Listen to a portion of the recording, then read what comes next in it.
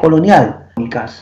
Ahí te hemos puesto Unas imágenes alusivas, pero de hecho vamos a explicar a medida que vayamos avanzando de forma progresiva los diversos puntos. Así que una vez más, qué gusto reencontrarme con todos ustedes. Bienvenidos a nuestra clase de Historia del Perú. Y empezamos.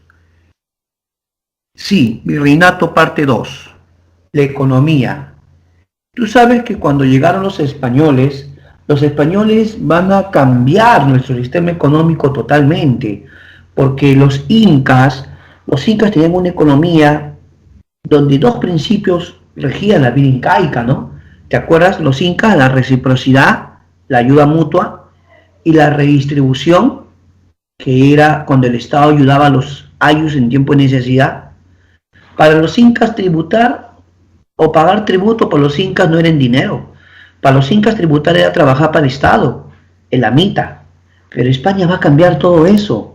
Cuando España llega, tiene otros principios económicos. Así tenemos en primer término, principio económico número 1, el mercantilismo. El mundo vivía la fase inicial del capitalismo. El capitalismo tiene fases y la primera es el mercantilismo, en la que se buscaba acumular metales preciosos.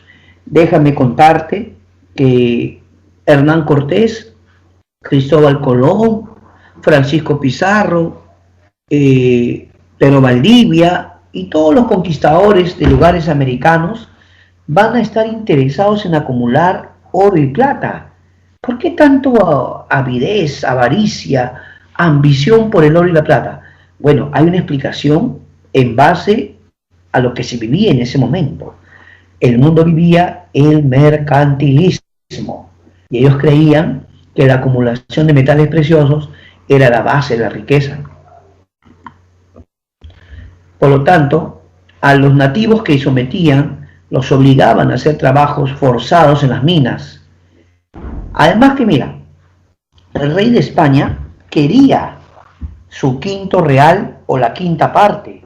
Toda la producción giraba en torno a del 100%, siempre el 20% era para el rey, ya sean tesoros de pueblos a los que saqueaban o la extracción de las minas, ¿no? Ya está.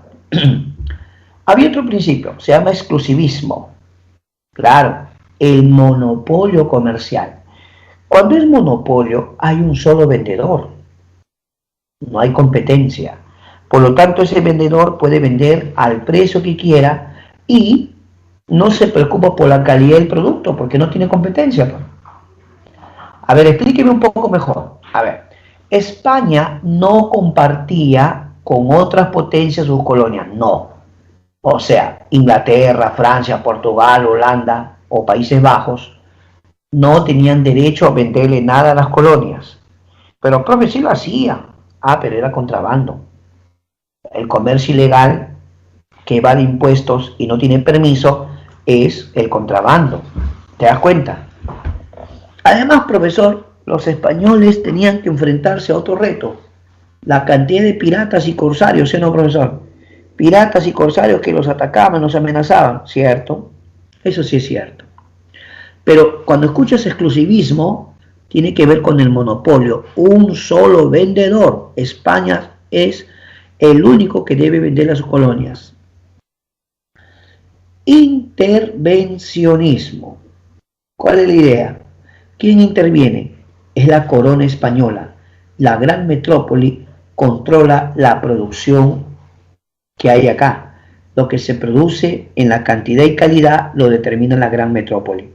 Entonces, a ver, mi estudiante, ¿cuáles son los 3 principios económicos? Primer principio, mercantilismo, profesor. Segundo, exclusivismo. Tercero, intervencionismo. Actividades económicas. La minería, claro. La minería es una actividad económica que en el caso de los españoles hacia el indígena era una explotación terrible. Pobres indígenas. Es su principal actividad, ¿no ves que son mercantilistas? Así, la mina de Potosí, claro, la mina de Cerro Potosí. Bueno, actualmente es Bolivia. En aquel entonces se llamaba Charcas. Otros dicen Alto Perú, profesor. Ok, el Alto Perú. Como tú podías ver en el dibujo, aunque ese es un dibujo, profe, ok, la cantidad de población que vivía. ¿Pero por qué? Porque trabajaban en las minas. La población indígena era explotada de la forma más terrible e inhumana. No perdamos de vista que para muchos indígenas esto significaba ir a ser explotado, maltratado y muchas veces muerto. ¿Qué pasa? Primero, el trabajo de por sí ya era terrible porque era un esfuerzo muy abusivo. Pero el segundo es que los españoles también trajeron sus enfermedades. También trajeron algunas enfermedades que para Europa era común, pero para América no. Por ejemplo, la influenza, sarampión, viruela, la tuberculosis, TBC. ¿Cuál es el problema? Es el impacto sobre la población, ¿no? La población no tenía las defensas o su sistema inmunológico no tenía la defensa para estas nuevas enfermedades que trajeron los europeos. Entonces muchos indígenas se contagiaban. Entonces tú te imaginas una persona que está enferma y encima que le obligaban a hacer trabajo físico fuerte. Cuando alguien está enfermo necesita descansar, reposar para recuperarse. Pero no, muchas veces estando así enfermo le pegaban, los acusaban de ser ociosos, ¿no? Y los maltrataban. Ya. Parece que alguien sin querer tiene prendido su micrófono, por favor. Gracias, gracias. Muy bien, sigamos. Aparte de la mina de Potosí, tenemos la mina de Huancavelica. De repente en tu curso de geografía o en tu curso de química también te han hablado del mercurio, ¿no? Las propiedades del mercurio. Cuando ellos sacaban el oro o la plata, lo sacaban, a veces salía con impurezas, ¿no? Sacaba, por ejemplo, una masa rocosa así de oro, pero tenía impurezas. Entonces yo tengo que separarlo, ¿no? Para separarlo, ya pues. Aunque en esa época su nombre correcto era azogue, profesor, diga azogue, correcto, aunque también podemos decir mercurio. Pero mira, los españoles se doblaron, así dicho en términos simples, ellos necesitaban el mercurio o el azogue, lo traían de Europa, costo, pero justo encuentran la mina de Huancavelica. Plata, imagínate la mina de Potosí. O sea que Perú, ¿qué significó para ellos? Oro de casi todos los templos. Y eso, que como los españoles no eran arqueólogos, ¿tú te hubieses imaginado si se ponían a buscar en las diferentes huacas de todas las culturas que ha habido en el Perú? Si los españoles se hubiesen puesto a buscar en todas las huacas y templos de las antiguas culturas, que no hubieran encontrado, ¿no? Por ejemplo, Pizarro nunca encontró al señor Esipán, los tesoros, ¿sí o no? Y cuántas cosas que a veces los huaqueros se han llevado, ¿sí o no? Para venderme. Pero bueno, en todo caso. Ahora mira, te voy a contar. Había varios tipos de mita, aunque la mita minera es la más conocida y el sistema de trabajo era de esta forma, explotación. Había mita de plaza. ¿Sabes qué era la mita de plaza? La mita en obras públicas.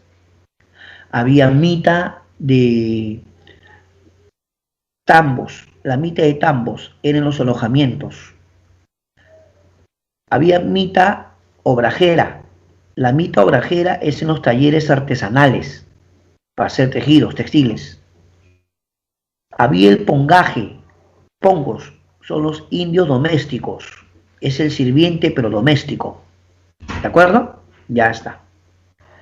Y pasamos ahora a otra diapositiva. Ya está. El comercio. Hablemos del comercio, profesor. Sí.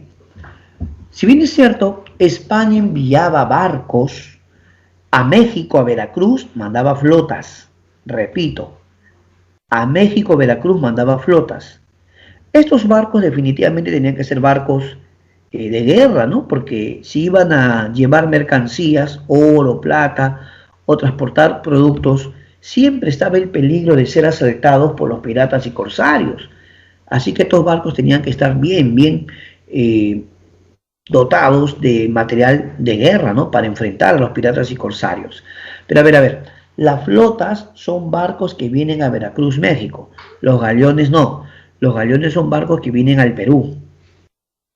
Como el virreinato del Perú tenía un territorio gigantesco que abarcaba de Panamá hasta la zona chilena y argentina, entonces cuando los españoles traían las mercancías lo dejaban en Portobelo, Panamá, y de Portobelo iban al Callao a recoger, o diré, del Callao iban a recogerlo a Panamá. Así era la idea. España lo dejaba en Panamá, Portobelo, y del Callao iban a recoger. ¿Ya? Listo. Ahora, con este ejemplo lo vas a entender mejor. Mira, acá está Portobelo, de Panamá. ¿Entiendes? Entonces los españoles dejaban acá los productos, lo dejan ahí. Del Callao hay que recoger el Callao. ¿De acuerdo? Listo. Acá está Veracruz, ¿ve? Veracruz, México. Pero eso pertenece a el virreinato de México, pues Veracruz no era nuestro. ¿Quién se encargaba del comercio en el Perú? Esa es la pregunta. ¿Quién se encargaba del comercio en el Perú? El Tribunal del Consulado.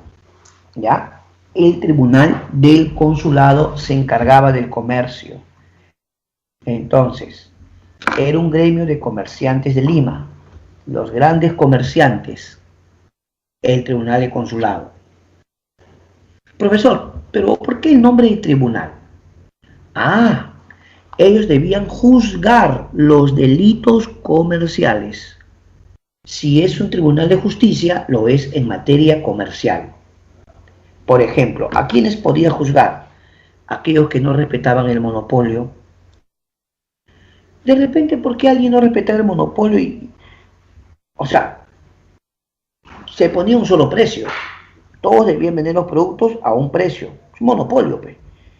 ¿Qué pasaba si alguien empezaba a vender más barato? Tipo libre comercio, tipo oferta y demanda. Un momentito. No vaya a ser que algunos productos estaban siendo vendidos más baratos, uno, porque eran contrabando, y dos, porque yo te hago la pregunta, a ver, con sinceridad, cuando los piratas asaltaban estos barcos y les robaban sus mercancías, ¿qué hace normalmente el ladrón con esas mercancías? ¿No lo vende? ¿Y no lo vende por debajo de su precio?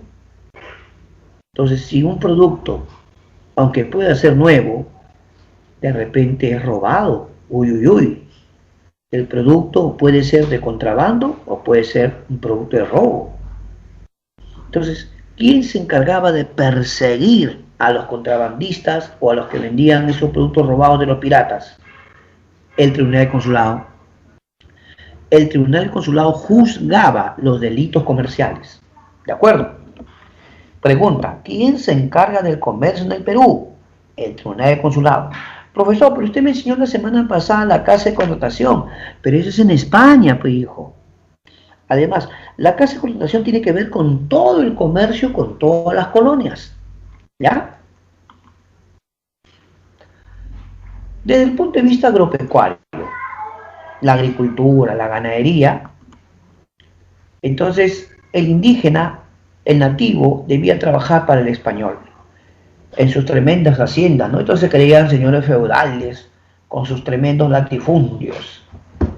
El indígena que trabajaba ahí es un yanacona, repito, el siervo agrícola o el campesino de las tierras de los españoles, sus haciendas, se llaman yanaconas. Las haciendas son de carácter agrícola, mientras que las estancias son ganaderas. Las estancias son ganaderas. ¿Cómo se llama el trabajador? Hemos dicho, profesor, ¿cómo hemos dicho que se llama? Yanaconas. ¿Ya? Los yanaconas trabajan en estas tierras. Oye, me dice, profe, disculpe, usted dice estancia. Antes los españoles trajeron muchos animales acá, ¿sí o no? Mucho del ganado que conocemos, por ejemplo la vaca, el toro, las ovejas, las cabras, chanchito, ¿sí o no? Ah, el burro, la mula, los caballos, los traen los españoles, pues. Entonces esos animales se van a adaptar acá al Perú, ¿sí o no? Claro, había muchas estancias ganaderas, ¿no? Ya. Pero también existían obrajes. ¿Qué son obrajes? Son talleres artesanales cuya función número uno es la producción textil. Su labor de ellos es producción textil. Ahí está.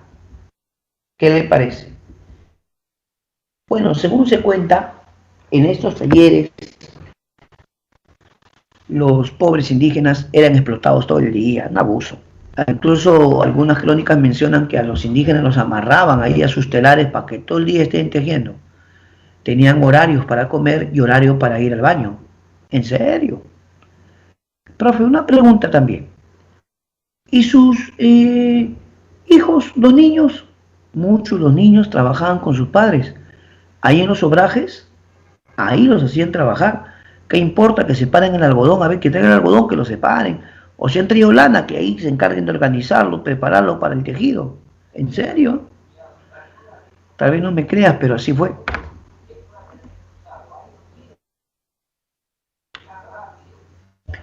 Y pasamos a los impuestos coloniales. Impuestos coloniales. ¿Cuál es el primer impuesto? El quinto real. Es el 20% de la producción minera para el rey. ¿Ya? Cuando el rey de España estaba pues ahí, esperaba que del Perú venga. ¿Ya ve el Perú? ¿Cómo está el quinto real? ¿Está llegando o no? Ya. También de México, pero no. De México también llevaban, ¿no? Claro.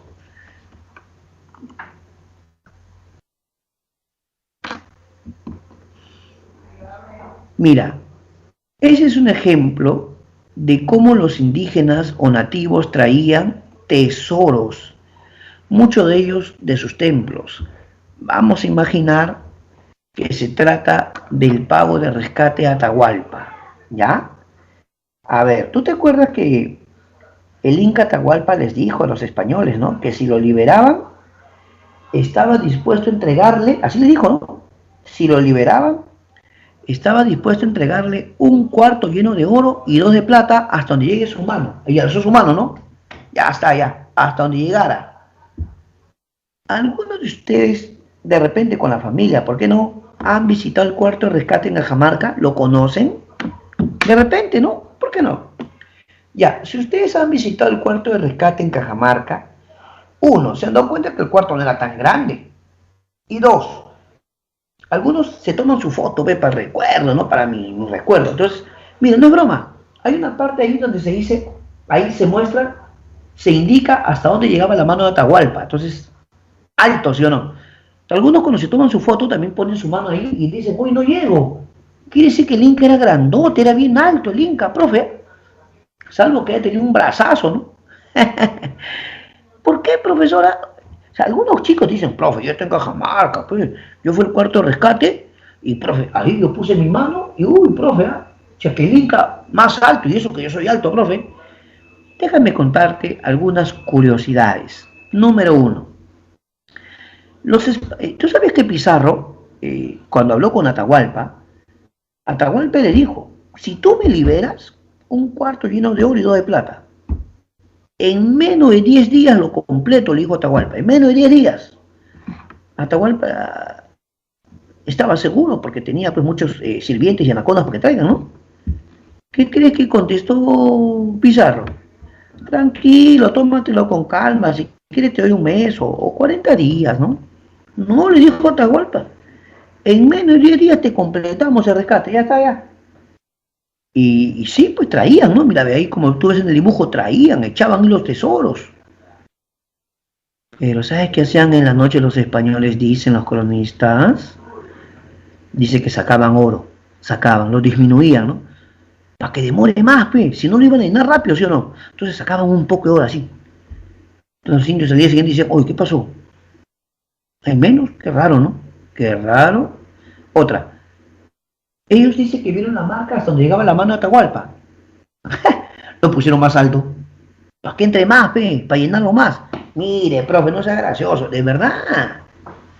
¿Así? No, profe, ¿cómo usted puede decir eso? El Inca Atahualpa sí era grandazo, era bien alto, profe. Bueno, hijos, yo no tengo por qué dudar, tampoco ponerme en un plan escéptico, pero hablemos de pruebas concretas. ¿Cuál? Las momias de los antiguos peruanos. Esa es prueba, pues. Las momias paracas, la momia del señor de Zipán, la cultura chachapoyas tiene bastante momias. Eh, ¿Por qué no? La cultura incaica. Entonces, cuando vemos momias, le preguntamos a los antropólogos, a ver, señores antropólogos, expertos, más o menos qué estatura le ponen ustedes en promedio, a los antiguos peruanos. Ya ve, un antropólogo es un científico, está ahí con los esqueletos, ¿no? Incluso ya tienen software, ¿no? Computarizados.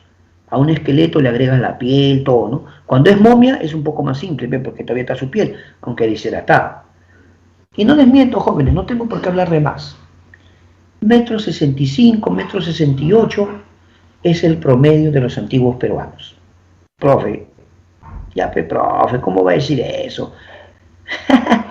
Algunos dicen, profe, si a mí me han contado que como comían, se nutrían bien, profe, comían, se alimentaban bien, que su papa, que su quinoa, que esto, profe, era bien grande, bien alto. Bueno, si eso fuera verdad, a mí toda la vida me dieron papa y quinoa y soy bajo de estatura. No, pero bueno, ¿qué importa? Entonces estamos hablando de un promedio, hijo, un promedio. ¿Hay excepciones? Sí, hay excepciones, porque de repente acá un joven me dice, profe, usted te equivocaba. Yo conozco gente de la sierra que es bien alta, profe, ¿qué le pasa a usted?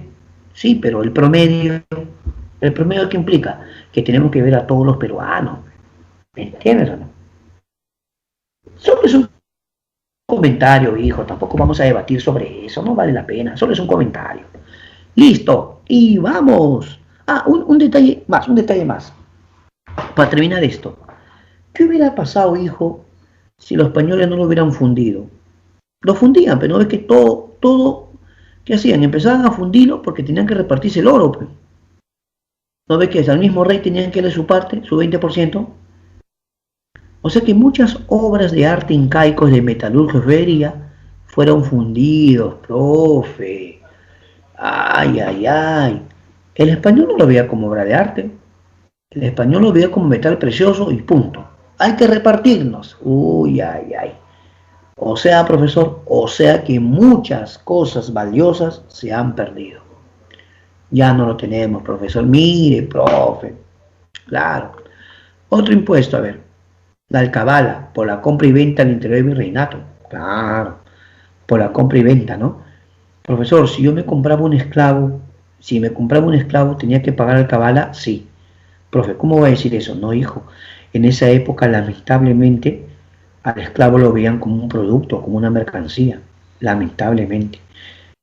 Entonces la alcabala era por la compra y venta al interior del virreinato. Atención con el almojarifazgo, atención. Este almojarifazgo ha sido pregunta de revisión varias veces a las diversas universidades de este país. El almojarifazgo es un impuesto que se paga en las aduanas, es el impuesto aduanero. ¿Por qué pago, profe? Por importar y exportar. Ya sabes que importar es comprarle al exterior, traemos acá. Exportar es cuando nosotros vendemos al exterior, ¿sí o no? Claro. Entonces, el impuesto que se paga en las aduanas se llama almojarifazgo, profesor. Ya. La media nata. La media nata es por los cargos públicos. Resulta, mi amigo, que si usted era un funcionario y tenía un buen sueldo, tiene que pagar media nata. Profe, se llama media nata porque dicen que se pagaba en dos partes, ¿no, profe? Sí, la media nata se pagaba en dos partes. Puede ser la mitad a medio año y la otra mitad a fin de año, ¿no? ¿Ya? Todos los que tenían cargos públicos pagaban media nata. Ahí están los nobles, ¿no? Ahí están los nobles, ¿ves? Funcionarios. Si tenían plata, por hecho, cobraban bien, ¿no? Sin embargo, el tributo indígena es el pago exclusivo de los indios del común a la corona. Si un indígena, escucha, trabajaba para el español, trabajaba de los 18 a los 50 años. ¿Qué, profe, a los 50 te jubilabas? No sea tan entusiasta, amigo.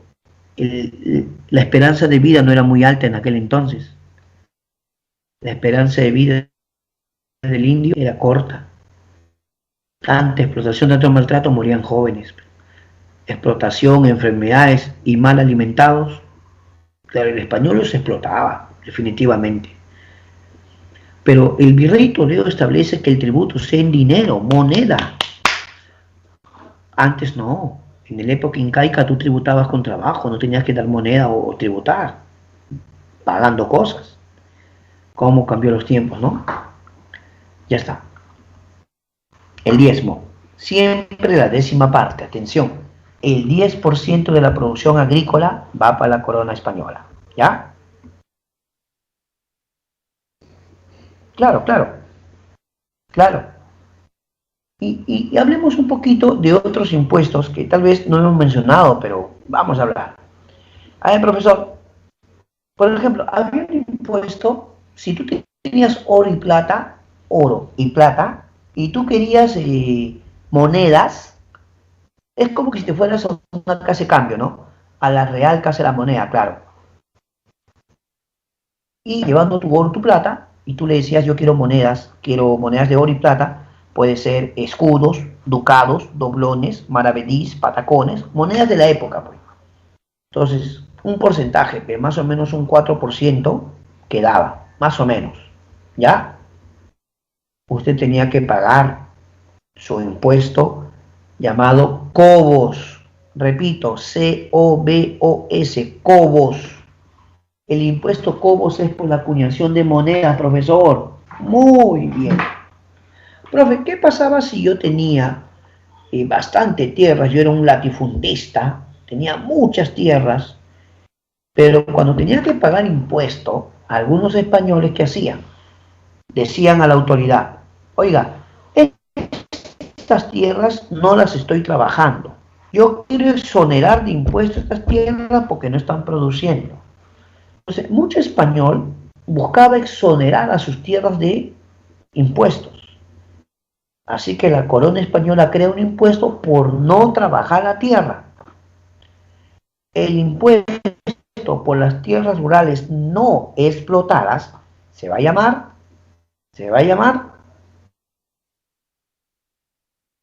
cabezón. ¿Qué cosa, profe? Sí, el impuesto cabezón es por las tierras rurales no explotadas. ¿De acuerdo, mis estudiantes? Ahora, escúchame por favor. España cada cierto tiempo entraba en guerra.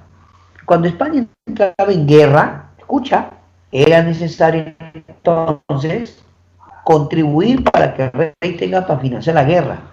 Se esperaba que los nobles acá en Lima y los grandes latifundistas terratenientes contribuyan para su rey. ¿Cómo se llama eso? Derrama. Derrama, sí. Derrama es el impuesto para el rey en tiempos de guerra. ¿Sabías tú que algunos españoles incluso se compraban títulos de nobleza? ¿En serio? Cuando te comprabas un título de nobleza, pagabas el impuesto llamado lanza. Lanza. ¿De acuerdo? Muy bien. Yo creo que ya podemos pasar a otro punto. Ya. Vamos avanzando. Y a la educación colonial. En la colonia la educación es un privilegio de los nobles. Es una educación elitista. O sea, los colegios no eran particulares, claro. ¿Cómo se llamaban? Los colegios primarios se llamaban colegios menores. Los colegios menores, nivel primaria. Había un colegio llamado Santa María de la Caridad. Aclaración, estos colegios son para los hijos de los españoles de la nobleza, no para el pueblo, no para el pueblo. En un colegio primario, aunque su nombre era colegio menor, ¿qué te enseña? Las primeras letras. aprendes a leer, escribir y las primeras nociones aritméticas, ¿sí o no? Y los colegios mayores, que serían algo así equivalente a tu secundaria, ya pues eran para formarte ya en cosas complementarias, ¿no? Y así que tú tenías un colegio llamado Colegio San Pedro, Colegio San Pablo, el Colegio Felipe, claro, San Ildefonso, San Martín, y hay uno que es de la época colonial que todavía existe en Lima. Claro, cuando te has ido cerca al Palacio de Gobierno, por la Alameda Chabuca Granda, hay un colegio que se llama Santo Tomás de Aquino. Es la época colonial, pues. Claro. ¿Ya? Muy bien, muy bien. Sin embargo, vuelvo a aclarar. Profesor, pero a mí me han dicho, a ver, que el colegio menor era para los hijos de caciques. Porque había colegio para caciques aparte. No ve que lamentablemente en ese racismo había república de blancos y república de indios, y para los llamados indígenas les habían creado sus propias escuelas. Pero cuidado, los caciques son nobles, el pueblo indígena no iba, no. Para los caciques, que son nobles y colaboran con los españoles. Ejemplo. El Colegio San Francisco de Borja en Cusco. Y acá en Lima, el Colegio del Príncipe o Colegio Príncipes, acá en Lima. ¿Sí o no? A ellos los hacían educarse porque iban a colaborar con los españoles. ¿Ya? Y sin duda, también la creación de universidades, siendo la primera, claro, para nuestra historia, amigo, para nuestra historia, ahí está, San Marcos, para todo el mundo. Resulta que los criollos ya tenían sus hijos, o diré los españoles, tenían sus hijos criollos, y su preocupación ¿cuál era? Uy, quiero que mi hijo estudie, pero mandarlo a España, un gasto fuerte, y encima separarme de mis hijos no me gusta. ¿Qué tal si le decimos al rey que haga una universidad acá en el Perú? Y lo mandaron a un señor llamado Fray Tomás de San Martín, ¿ya? Fray Tomás de San Martín y otro señor llamado Jerónimo Aliaga, los dos viajaron. Pero aquí vamos a atribuirle a Fray Tomás de San Martín ser el fundador de San Marcos.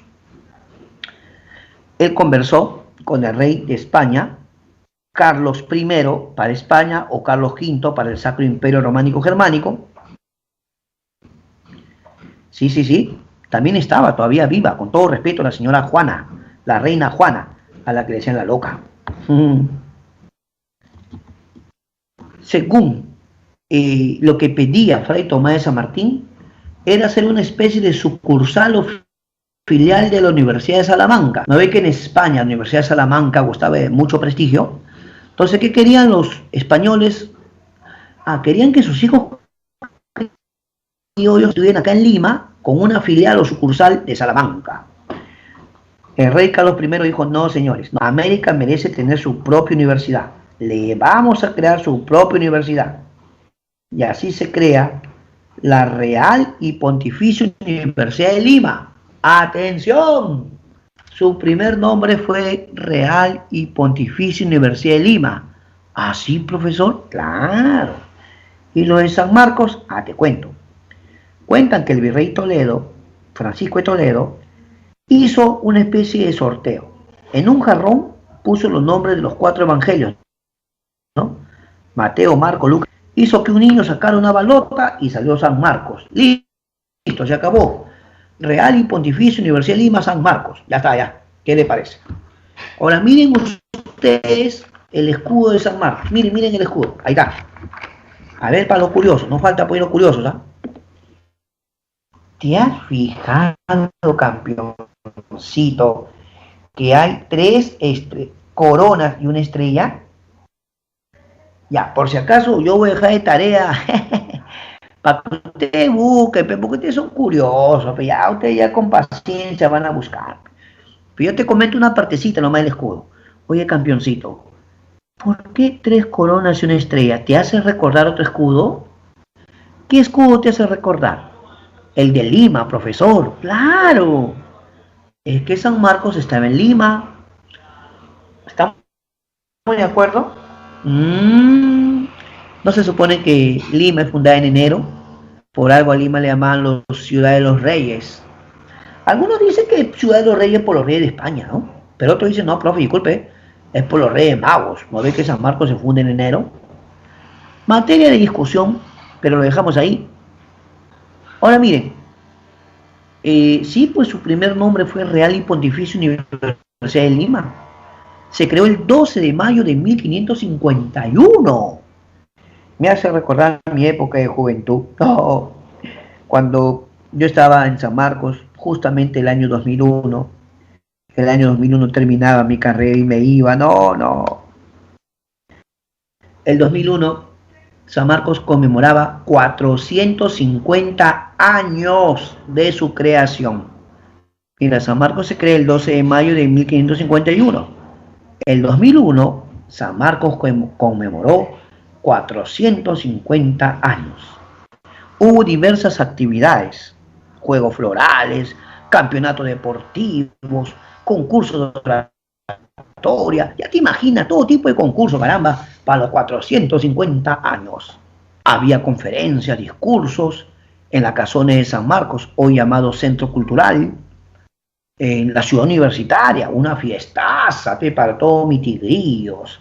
Y yo no olvido esa fiesta, porque había todo tipo de música, para todos los gustos, no es broma, para todos los gustos. Trajeron orquesta de salsa, de rock, trajeron una cumbia. Por favor, para todos los gustos, muchachos. San Marcos conmemoró 450. Yo me acuerdo de mi promoción, mis amigos. Por cierto, un abrazo a todos ellos. Bueno, muchachos. Recuerdo que nos mandamos a hacer nuestra ropa deportiva pensando en los 450 años.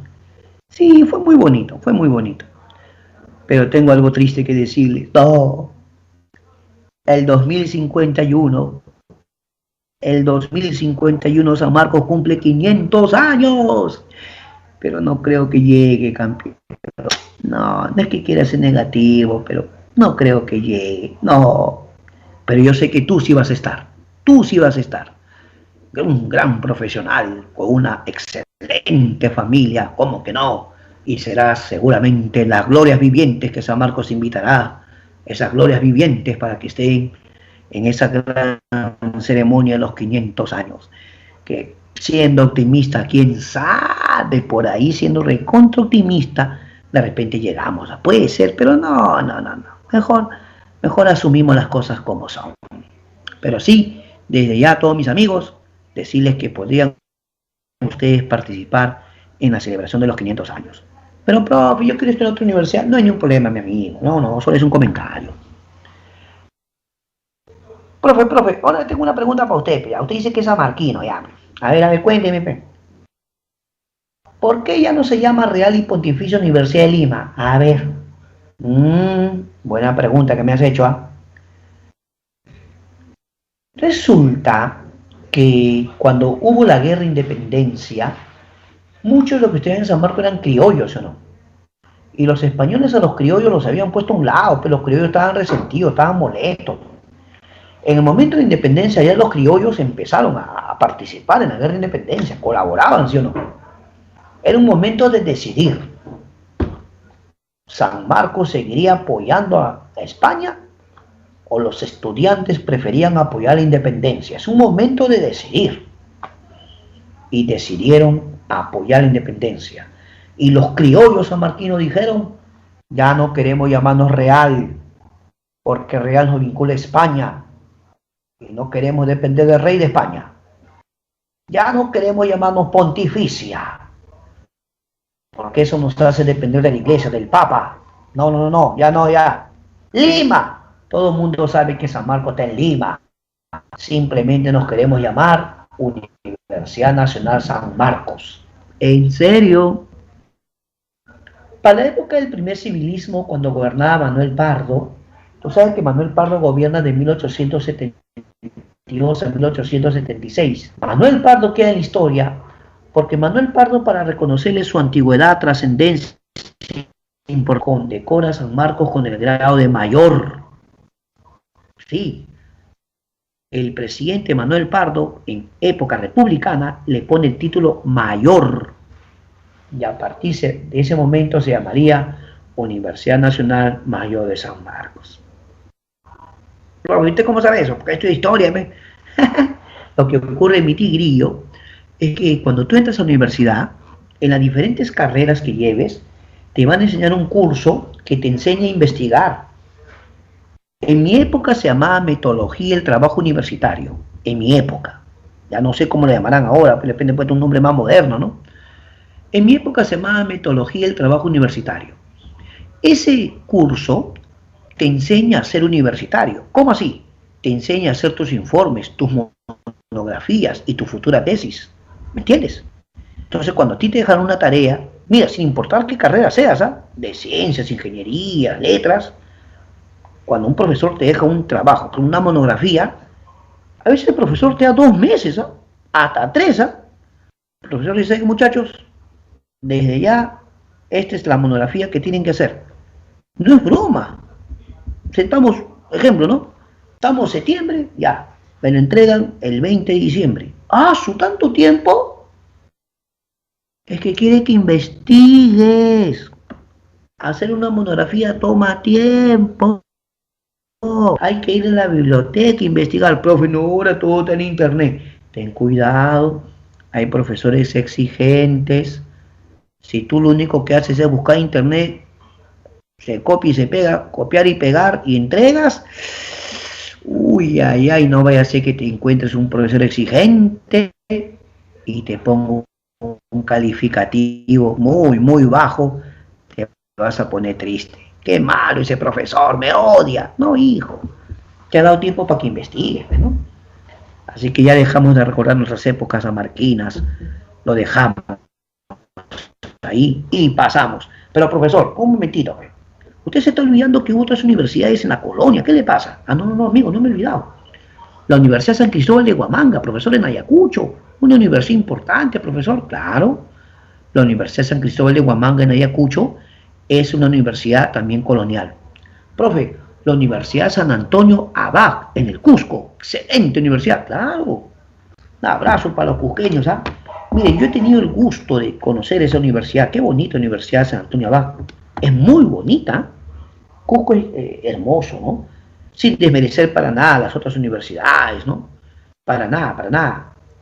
Pero sí he tenido el gusto de estar en esa universidad y yo me quedé admirado la belleza de la Universidad San Antonio Abad del Cusco. Un abrazo para todos mis amigos cusqueños, definitivamente. Claro que sí. Y pasamos ahora a las reformas borbónicas. Profe, tiene que hablarme de ese tema que es importante. Claro, hijo, hablamos de las reformas borbónicas. En el siglo XVIII, España quería reformar, reestructurar su imperio. ¿Sabes por qué? El mundo estaba cambiando menos España. Profe, ¿cómo es eso? Desde el punto de vista ideológico, ya en Francia, la ilustración, profesor, la ilustración con los grandes ilustrados, los grandes filósofos, claro, ¿no? Inglaterra, revolución industrial. Y España decía, nosotros no cambiamos, hay que mejorar. Así que cuando entra una nueva dinastía, la dinastía Borbón, el rey era Felipe V, profesor. Felipe V decidió iniciar las reformas borbónicas. Para comenzar, hay que hacer cambios administrativos, territoriales. Hay que mejorar el cobro de impuestos. El comercio, ¿cómo anda? Los Borbones empezaron a hacer grandes cambios. Objetivo, reestructurar su imperio y mejorar la recaudación tributaria que no estaba bien. Así, las primeras reformas políticas incluyen reducir los cargos y la influencia. Una reforma borbónica fue que ahora se le tenía que dar más importancia y poder a los peninsulares españoles. ¿Por qué no los criollos? No. Decían los reyes borbones. No puede ser que un criollo que no es español tenga más poder. No. Primero los peninsulares. Eso generó también resentimiento, molestia en los criollos, que luego van a participar en la guerra de independencia, ¿sí o no? ¿Qué cosa era San Martín? Don José de San Martín era criollo, que era Bolívar, que era Sucre, que era Miranda, y todos los precursores no eran criollos. Claro que sí. Se establecen las intendencias, repito, para todos los tigrillos. Los corregimientos eran gobiernos provinciales, pero se habían hecho corruptos y abusivos. La prueba de eso es que muchas rebeliones indígenas, y la más famosa e importante es la de Tupac Amaru II, José Gabriel Condorcanqui. José Gabriel Condorcanqui se subleva contra los corregimientos, y aunque lamentablemente al final lo derrotan y lo ejecutan a Tupac Amaru, ¿sabes qué hizo el rey Carlos III? Acá lo vamos a ver al rey Carlos III, en exclusiva para usted. Carlos III decide eliminar los corregimientos. Se eliminan porque generan muchas rebeliones. Y en su lugar se crean intendencias. Las intendencias. Oiga, profe, por favor, ¿cuántas intendencias fueron? 8. Repita, 8. Profe, si los corregimientos eran como provincias, las intendencias eran como departamentos, eran más grandes, pero solo eran 8. Profe, dígame que se acuerda. Claro que sí, mi tigrillo. A ver, para ti, con técnica, ahorita te las aprendes, ¿ah? Con técnica. 2 con H, Huancavelica, Huamanga, 2 con H. 2 con T, 2 con Trujillo, Tarma. Mira, ya tienes 4 ya. Repito. 2 con H, Huancavelica, Huamanga. 2 con T, Trujillo, Tarma. Ya van 4, tío, ya van 4. Más fácil. Las ciudades más importantes: Lima, Cusco, Arequipa. Ya van 7. La última. Puno, la intendencia de Puno. En total, 8. Ya vino eso, pregunta de misión, ¿ah? Cuidado, ¿ah? Profe, pero tienes que estar atento también, mi estudiante. Ten atento, ahí está, seguro que estás con tu super lapicero y tu maravilloso cuaderno, tomando nota de algunas cosas que yo también menciono, pero tu maravilloso cuaderno te ayuda, definitivamente. Ahora, escúchame, también se va a crear la audiencia del Cusco. Esta es una reforma borbónica importante. Antes solamente había audiencia en Lima, claro, en Perú, pero en Perú. ¿Una audiencia qué es? Un tribunal de justicia. Entonces, en un tribunal yo puedo denunciar abusos, maltratos, claro, pues. Entonces, una reforma borbónica fue crear la audiencia del Cusco. También vienen las reformas territoriales. Atención con las reformas territoriales. Pensar que el Perú había sido inmenso. Yo la semana pasada te mostré un mapa, pero deciden crear 2 nuevos virreinatos. 2 nuevos. Nueva Granada y Río de la Plata. Y aquí viene el mapa para todos mis tigrillos. Ahí está. ¿Qué cosa, profe? El virreinato del Perú, que era grandote. No, profe, no. Lo redujeron de tamaño. No, profe. Y crearon Nueva Granada. Para crear Nueva Granada, parte de Panamá, parte de Bogotá, Colombia, y parte de Quito. No. Por lo tanto, nos quitaron territorio. ¿Qué, profe? Es que para crear el virreinato de Nueva Granada, Felipe V hizo una desmembración de nuestro territorio. ¿Cómo que desmembración? Es que nos va a quitar 3 audiencias, ¿sí o no? La zona de Panamá, la zona de Bogotá, Colombia, y la zona de Quito, Ecuador. Ahora, ¿qué pasa con, escucha, qué pasa con esta parte acá, que me he rosado? Virreinato de la Plata. Para crear Río de la Plata, al Perú de nuevo le quitan, no, le van a quitar la audiencia de Charcas, Bolivia, Charcas, y le quitan Río de la Plata, Argentina. ¿Eh? Pensar, profesor, que el Perú había sido grandote, ¿no? Sí, nos quitaron territorio.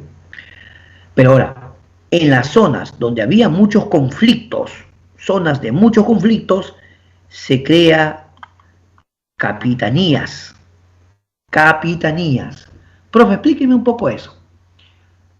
En un virreinato, la máxima autoridad del virrey, en una capitanía, un capitán.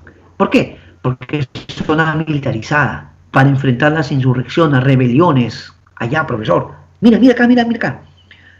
Escúchame, ¿eh? Capitanía General Chile, aquí, mira, ve. Capitanía General Venezuela, acá lo tienes. Ah, su profe, la reforma borbónica, mira todo lo que han hecho. Sí. Y tú te acuerdas, tengo la esperanza que te acuerdes, que en el mapa del virreinato que te mostré la semana pasada, tú debes tener las diapositivas, pero yo te mando tu diapositiva, ¿sí o no? Claro. ¿Te has fijado que antes Portugal solo tenía derecho a esto? Nada más. Y todo esto era color amarillo. ¿Te acuerdas que te dije que era tierra no explorada? Le pertenecía a España, pero era tierra no explorada. Mira, era grandote, ¿eh?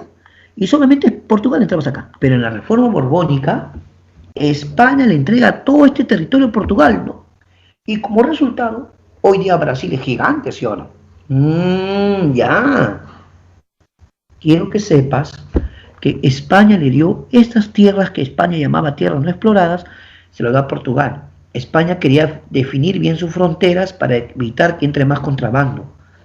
Y claro, Portugal le dio a cambio una colonia llamada Sacramento, ¿no? La colonia Sacramento.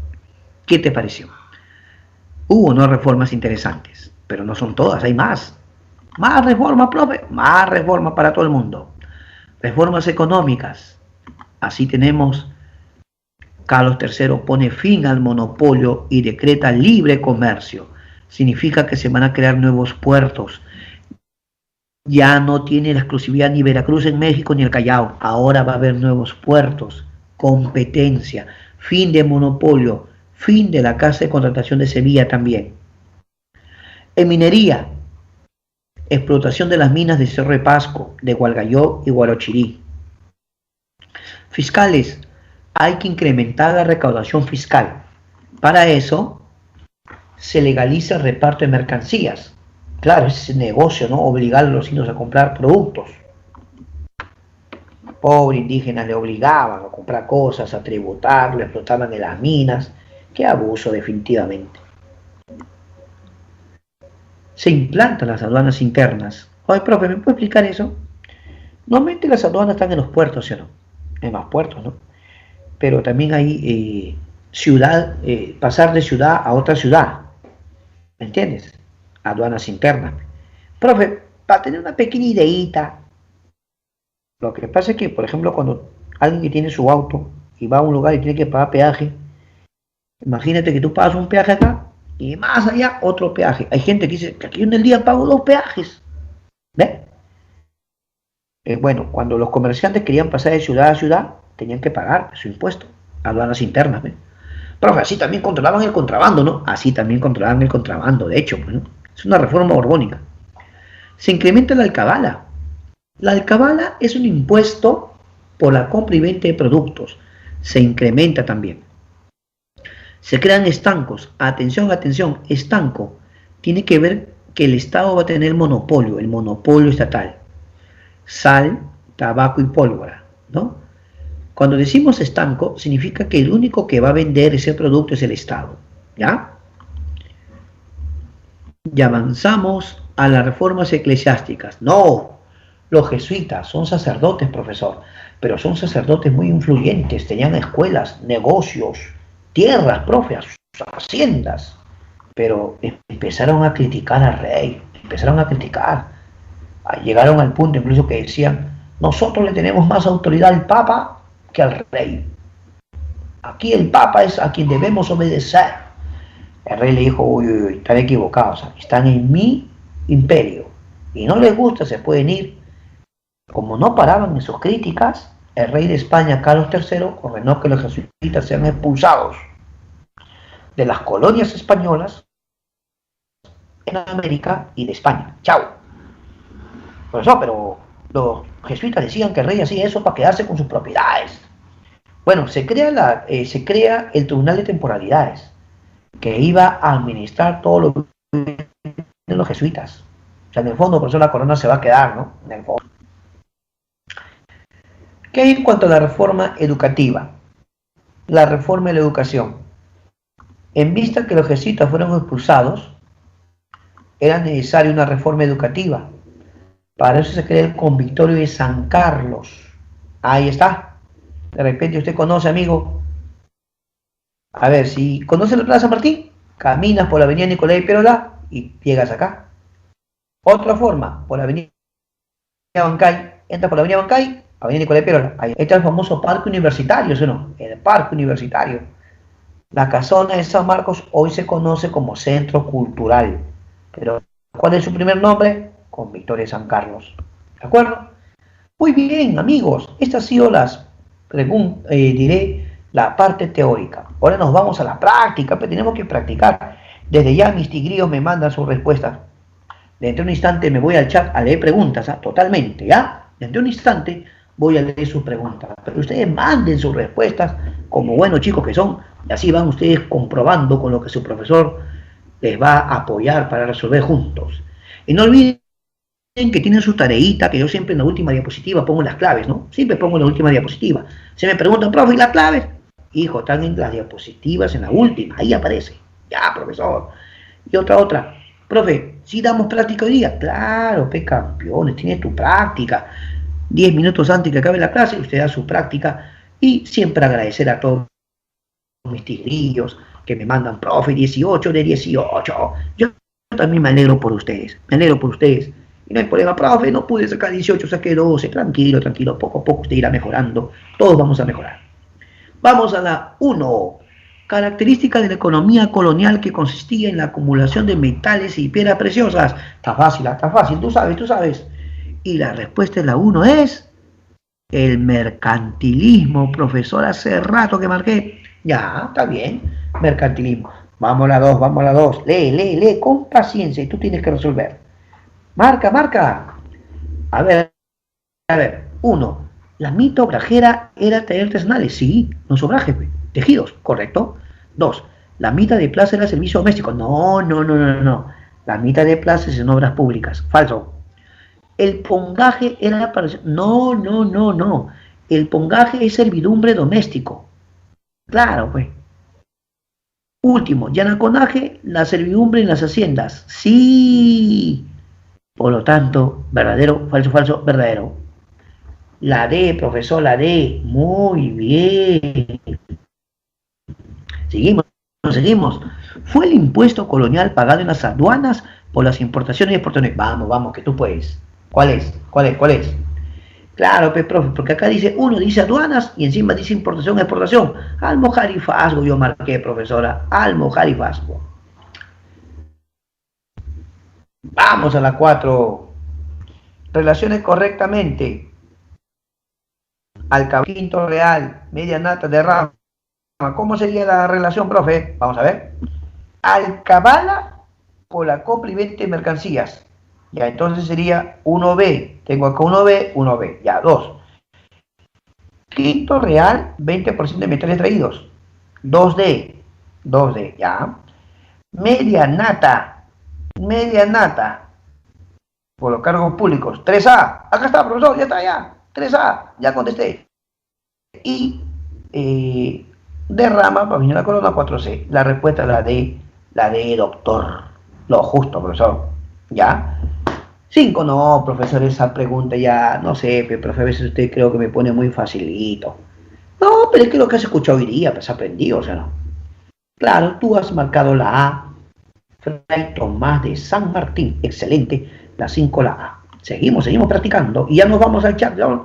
Vaya escribiendo su pregunta, vaya preparando su pregunta para poder contestar todas sus dudas. 6.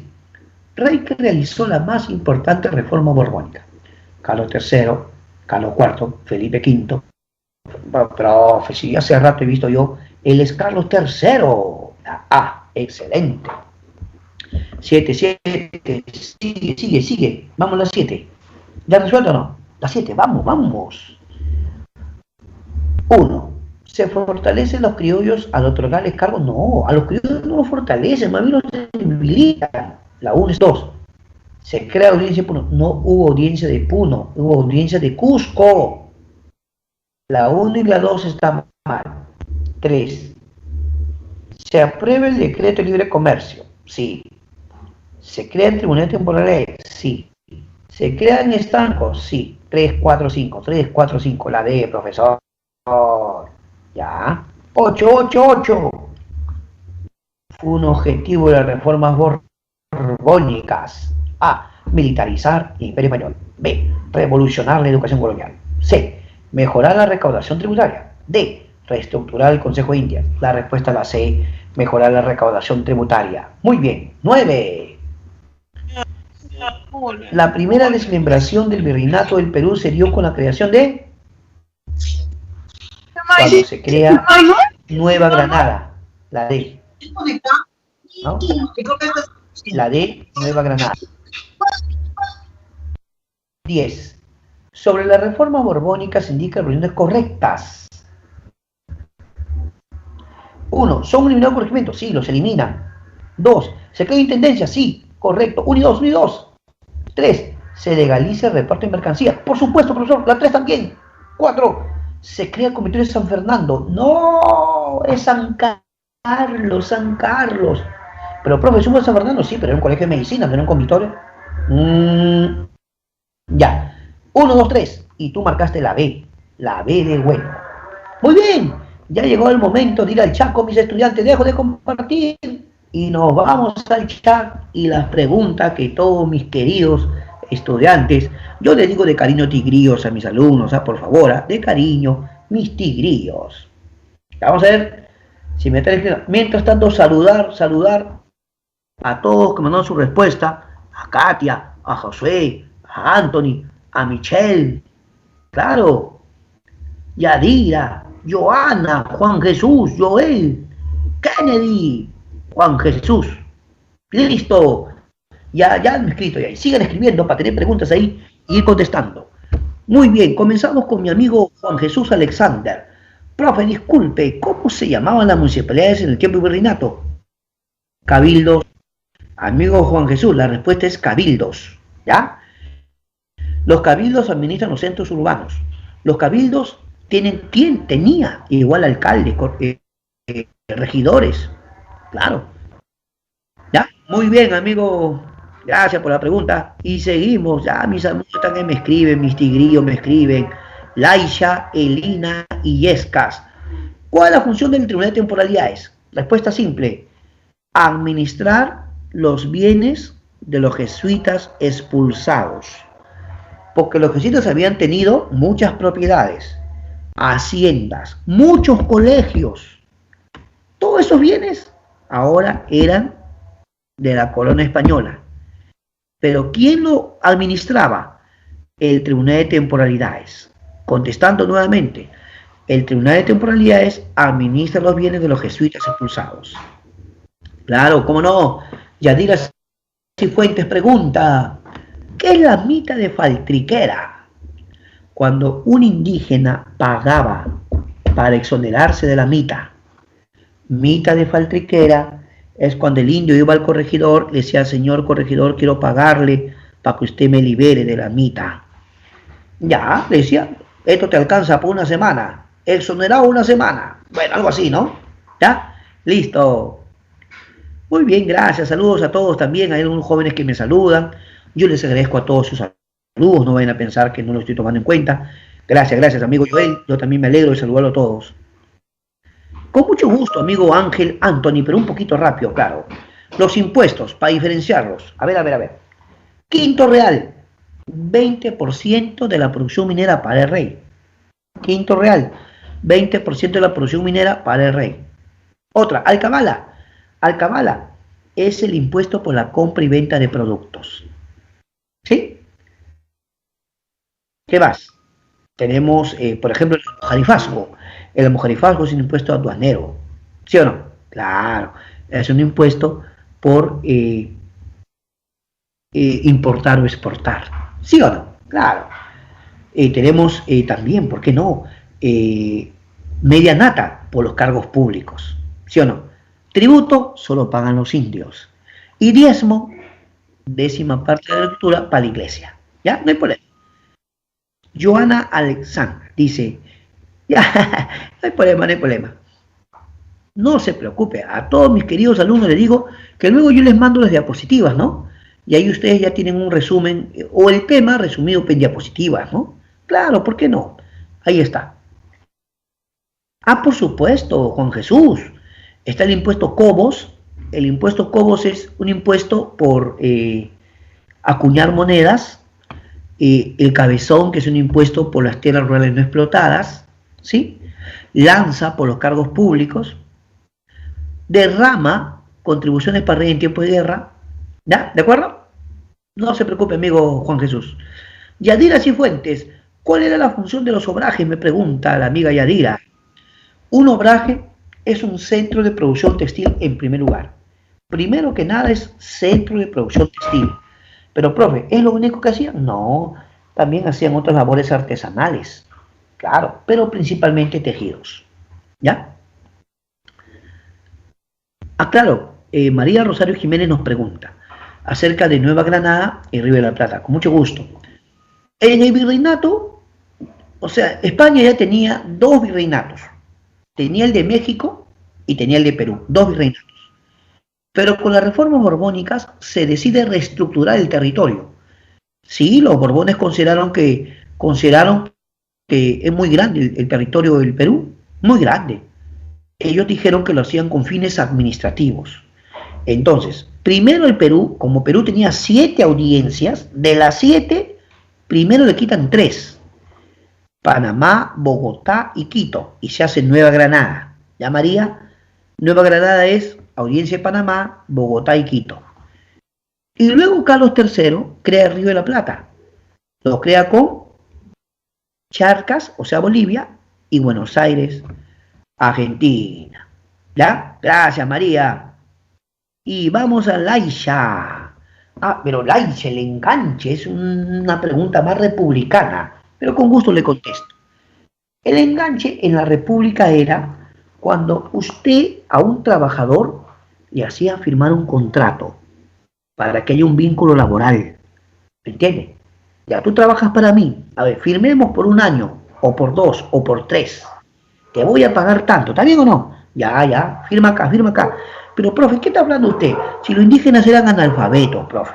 No sabían leer. Uy, por eso los engañaban, pues. En la República a los indígenas les engañaban. Se les ponían un falso notario. Notario decía, a ver, yo certifico que esto es correcto. A ver, a veces era un cómplice para que te hacían firmar un contrato que a veces decía que tú ibas a trabajar 3, 4 años por un sueldo inferior todavía. Qué pena, ¿no? A veces uno no tiene educación o no ha sido alfabetizado, no sabe, pues, ¿no? ¿Por qué enganche? Porque si usted firma un contrato, tiene un vínculo laboral, y entonces así nomás no se puede desprender de él, ¿no? El indio se sentía explotado y ya sé que me voy, pero ¿no? Mucha explotación. Un momentito, señor, en la República, usted tiene un contrato, señor, tiene que respetar el contrato, si no yo voy a la autoridad para que lo obligue a cumplir el contrato. Claro, ¿tú por qué no querías cumplirlo? Porque sentías que ese contrato, aparte que te habían engañado, te habían sorprendido, te pagaban poco, pues no es justo, decías tú, ¿no? Ahí está. Pero Laisha, déjeme decirle que eso es más que todo republicano. Fines de la reconstrucción nacional y ya comenzando la república aristocrática. Ya me Laisha, ya llegaremos a ese tema y prometo dar más detalles. Qué bien que mis amigos también me escriben, ¿verdad? Oye, tigrillos, a veces ustedes me piden que les contesten preguntas en pleno examen. No, profe, contésteme esto. No, pero es que yo a veces me silencio para que todos den su examen y todos den excelente, pe campeoncito. Ya, por eso ahorita trate de escribirme ahorita escribe. Ya. Otro, Katia dice, los jesuitas eran los encargados de la educación y eran además religiosos, algo así. Ah, no. Amiga Katia, comenzamos por contarles que ellos, su nombre correcto es Compañía de Jesús. En la contrarreforma religiosa surgen, pues, con San Ignacio de Loyola. Son sacerdotes, claro. Sino que los jesuitas iban a estar más abocados a la educación. Por eso vinieron al Perú e hicieron un montón de colegios que estaban a cargo de ellos, claro. Pero también la educación estaba a cargo de otras religiones, o diré, otras órdenes del catolicismo. Los dominicos, los franciscanos. Por ejemplo, los dominicos controlaban San Marcos. San Marcos no era controlado por los jesuitas. No, San Marcos era controlado por los dominicos. ¿Está bien, verdad? ¿Ya? Pero seamos honestos. Muchos colegios eran jesuitas. Con todo respeto, los jesuitas más parecían empresarios que sacerdotes. Muy bien. ¡Ah, sí! Uy, Yadira está leyendo. Eso es lo que me gusta en mis tigrillos. Mis tigrillos leen, ¿no? Ellos leen, pues. Sí existía primicia. Yadira, claro que sí. Lo que pasa es que el término primicia tiene que ver con que tú de tus ganados, tus animalitos, escogías los más bonitos, lo mejor, lo mejor. Escogías uno que otro así que estén bien bonitos y lo llevabas a la iglesia. O sea que tú estabas pagando tu tributo con ganado. Llevaba tus chanchitos así bonitos, ¿no? La iglesia, ya, listo. ¿Está bien? Así es, mi amiga Yadira, sí existía, era para la iglesia. Y más que todo era con ganado. ¿Sí? Joana dice, el profesor, ¿qué son los estancos? Allá, estanco. Significa que va a haber monopolio estatal. Significa que el único que vende un producto es el Estado. Es monopolio estatal. Por ejemplo, la sal, la pólvora y otros. El Estado es el único vendedor. Así se evita intermediarios, pues no hay intermediarios. También evita que haya informalidad, porque cuando hay informalidad todo el mundo vende como quiere. Pues. ¿De acuerdo? Listo. Gracias, Joana. Resumida respuesta, monopolio estatal. A ver, acá me está haciendo una pregunta el amigo Juan. Ahí dice Juan, ¿es verdad que España permitió que Inglaterra pueda hacer comercio con sus colonias? ¡Ah, ya! Muy bien, Juan. Se nota que está leyendo, usted está leyendo. ¿Ah? Felicitaciones. Se llama navío de permiso, amigo Juan. Es cierto. España va a hacer una excepción con Inglaterra. Una vez al año le va a permitir introducir un barco con mercancías. Sino que eso le sacaban la vuelta a España, ¿no? Es como que yo te doy permiso para que introduzcas barcos con mercaderías una vez al año. A ver, ¿cuánto está llevando? Vamos a imaginar que yo informo, en este barco estoy llevando, vamos a imaginar ya, 300 toneladas. Pero en alta mar le hacemos un transbordo y le metemos más mercadería, ¿no? Entonces luego venían y ya venían más llenos. Y España dice, oye, ¿qué pasó? Entonces España, aunque le había dado ese permiso, luego va a poner el navío de registro, ¿no? Claro que sí. ¿Ya? Listo, listo. Sigamos, sigamos. Escríbeme, Juan Jesús, escríbeme si tienes una repregunta, por favor, Juan Jesús, ¿ya? Escríbeme, porque estoy más con el chat. Escríbeme, Juan Jesús. Yo ahorita, como sea, voy a tratar de verlo. No se preocupe. Seguimos con el chat. Dice acá que han tenido un problema con las claves de algunas preguntas. A ver, déjenme verlo. Ya me han preocupado ya. La 9 y la 10, ¿no? A ver, ¿qué ha pasado con la 9? A ver. Sí, la 9 era la D. Y la 10, la B de bueno. Claro.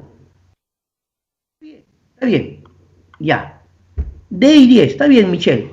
No que algunos jóvenes están preguntándole a sus compañeros. No hay problema. No, amiga Maricielo. No, amiga Maricielo. Antes la universidad era elitista, pero para la nobleza. Antes, ¿no? La educación en esas épocas eran elitistas, los nobles. Gente del pueblo no iba. Para comenzar, los criollos eran hijos de españoles, pues. Entonces, por ser criollos, son hijos de españoles. Pero no es igual que el caso de un mestizo, un mulato, ¿no? Un indio. No, pues no. Qué pena, ¿no? Pero hoy día sí, pues. Gracias a Dios, hoy día la universidad pública permite que postule cualquier jovencito. Sí.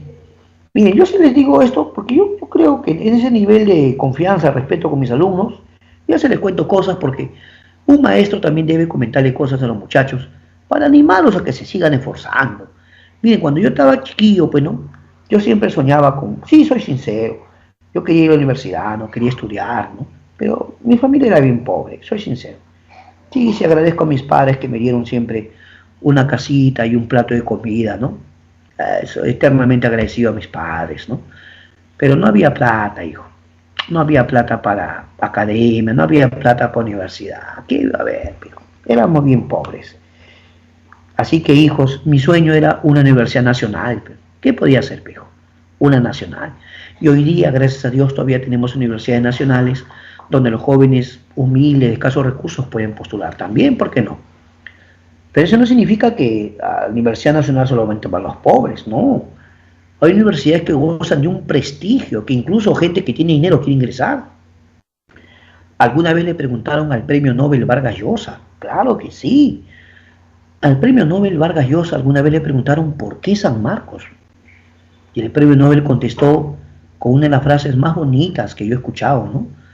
Porque dijo, San Marcos es la universidad, sí, de los ricos, de los rojos y de los cholos. ¿Cómo es eso? Lo que pasa es que tú vas a San Marcos, vas a encontrar una mixtura. Personas que sí tienen cierta posición económica, incluso llegan con su auto. Personas que son muy humildes, que viajamos en combi como todos. Aunque ahora con el distanciamiento social, mejor hay que cuidarnos, por favor, hay que cuidarnos, ¿no? ¿Está bien? Pero el que existe universidad pública permite que muchos jóvenes humildes puedan postular y estudiar también, ¿no? Claro que sí. Muy bien, sigamos con mis amigos. Todavía tenemos unos minutos, no se preocupen, estamos contestando las preguntas. Gracias a todos mis... Yo debo agradecerles que son bien educados, ¿eh? Educación ante todo. ¡Ajá! Laisha ha hecho una pregunta de regalismo. Esa pregunta me está preocupando. Mira, amiga Laisha, el regalismo es la facultad que tengo yo como autoridad política para proponer autoridades. Es algo semejante al regio patronato. ¿Te acuerdas que en el regio patronato yo proponía la autoridad religiosa eclesiástica? Claro, entonces el regalismo tiene que ver con tu condición de rey o de noble de proponer autoridades. ¿Por qué? Porque tú eres la autoridad, tú eres el rey. ¿Te das cuenta, no? ¿A qué apelas tú? Apelas a tu condición de rey o de una autoridad de la alta nobleza. ¿Te das cuenta? Esa es la idea, Laisha. Gracias.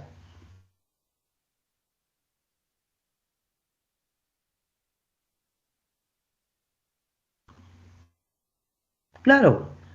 José David Puma, básicamente, hijo, aquí tenemos nosotros la reforma borbónica, Carlos III hizo las más importantes, de acuerdo. Sí, es cierto, Felipe V solo las inició, eso es verdad, solo las comenzó, pero no significa que no hizo reformas. Por ejemplo, la reforma de Nueva Granada lo hace Felipe V, ¿te das cuenta? Ese es el punto. ¿Ya? Claro.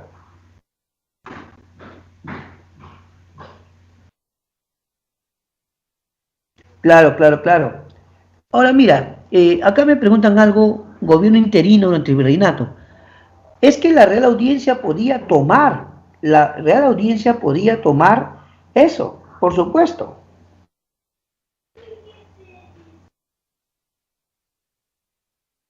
Claro, aquí me están preguntando algo de regio vicariato. De alguna forma, el rey, por decirlo así, es como un delegado del Papa. Por decirlo así, ¿por qué? Porque el rey propone también autoridades, esa es la idea. Aunque seamos honestos, no es que el rey no respetaba la autoridad del Papa, la respetaba, pero el rey usaba su condición de rey para imponer autoridades, claro. ¿Por qué gobierno interino, Valeria? Porque la Real Audiencia tomaba temporalmente el poder hasta que mandan al nuevo virrey. Las haciendas, básicamente agrícolas, estancias son ganaderas y los yanaconas son los siervos agrícolas. ¿Sí o no? Muy bien. Oh, mis alumnos, caramba, todos mis queridos alumnos ponen. Aproximadamente, Juan Jesús, 40 virreyes y 2 gobernadores temporales. Aproximadamente, ¿ya? Acá mis amigos han puesto también sus comentarios. No, chicos, ya gracias a Dios las cosas han mejorado, ¿no? Por el momento estamos con educación virtual, ¿no? Ya mejorarán las cosas. De repente usted va a tener que hacer su universidad virtual también, ¿no? Esperemos que las cosas mejoren. Pero no a descuidarnos, no descuidarnos. Hay que todavía mantener la guardia para no descuidarnos. Y ahora sí me voy a silenciar, discúlpenme, para que ustedes den su examen, ¿ya? Me voy a silenciar, disculpen. A partir de su examen, muchachos. el mayor de los éxitos para todos.